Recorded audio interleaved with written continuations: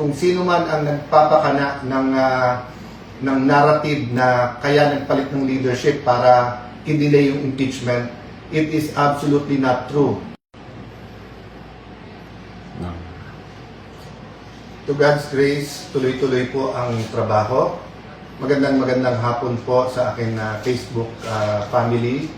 Kanina po, I expressed sentiments, narrated some facts, made some suggestions.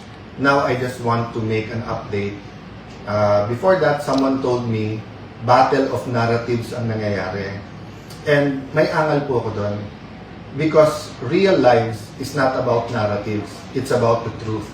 Diba? Kung ang narrative mo, ito mga nagugutom, tulungan natin, ito yung impeachment, dinidelay, wag natin payagan. Kaya nga po narrative may script. People are really suffering because of the high prices, hindi lang ng diesel, LPG, gas. Yung 7% inflation, yun po ay average, yun po ay isang basket at karamihan dun pagkain.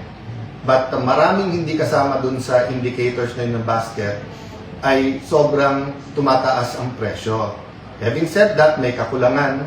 Mataas na presyo, meron pang shortage doon po sa fertilizer.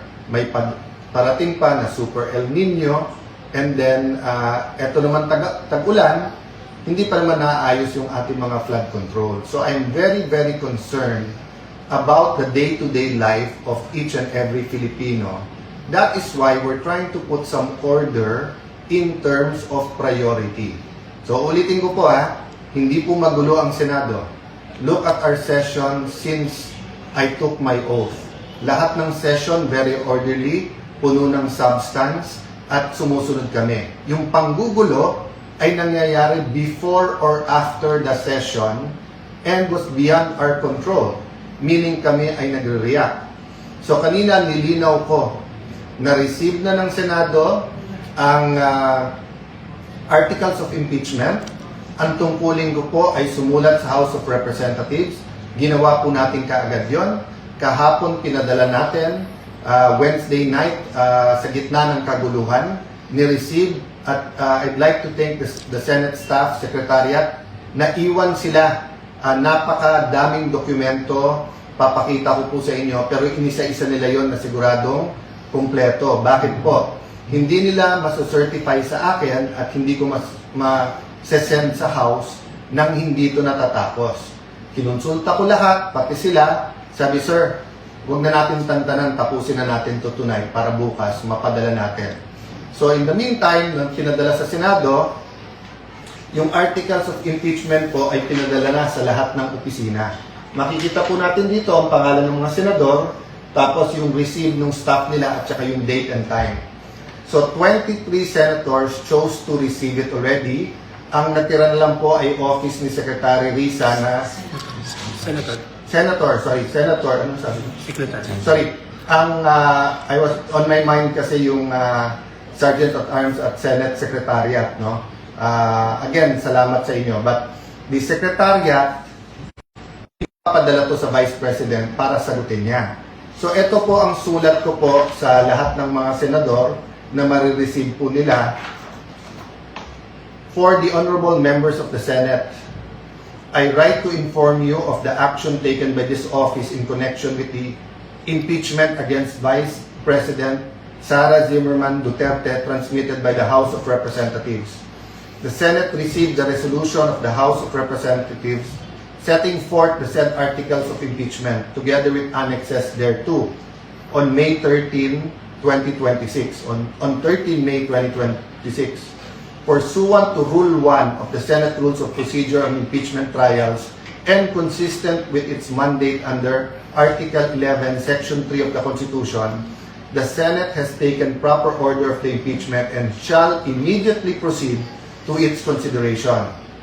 This office has accordingly communicated the Senate action to the House of Representatives through a letter addressed to the Speaker of the House of Representatives dated 14 May 2026, which they received on that date. By the way po, nakausap ko rin po si Speaker sa phone noong May 13 at binanggit ko po na we will be replying at natanggap na po.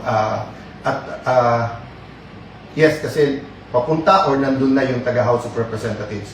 In view of the foregoing, the Senate shall convene as an impeachment court on 18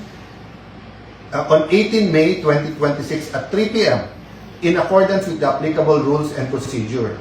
You are hereby requested to be present at the session hall on the said date and time in observance of the solemnity of the proceedings and pursuant to the Senate Rules of Procedure Impeachment Trial.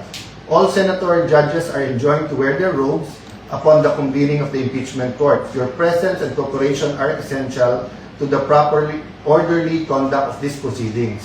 Yan po.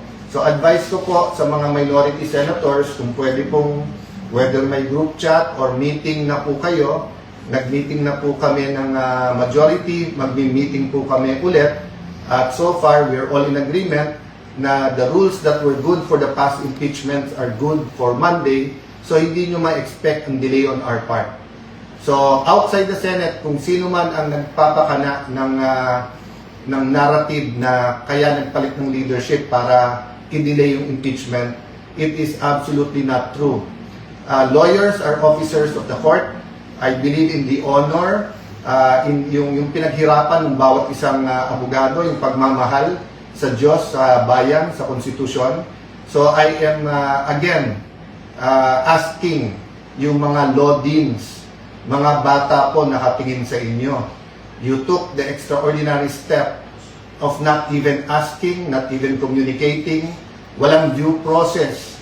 Pinagbintangan nyo po kami na yung change in leadership is denying due course or will delay the impeachment proceedings. So siguro naman po, with all humility, kaya nga kumpanyero tawag natin, kumpanyera. So sa korte, pag may nagkamali at sinabi, pasensya na kumpanyero, pasensya na kumpanyera, so tumimbre man lang kayo, hindi man lang kayo tumimbre, ngayon opportunity nyo to have a joint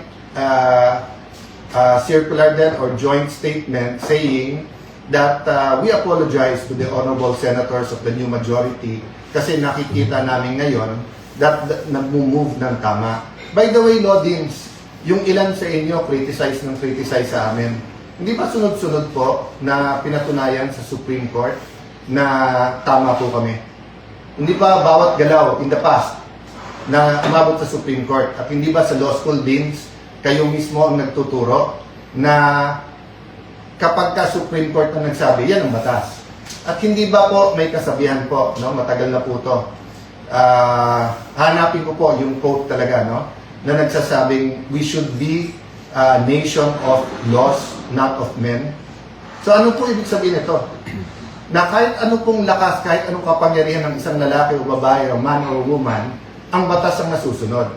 So kung nag-a-argue tayong lahat, tapos may desisyon na ang Supreme Court, kayo pa rin ang tama, yun po ba ituturo natin sa mga law students?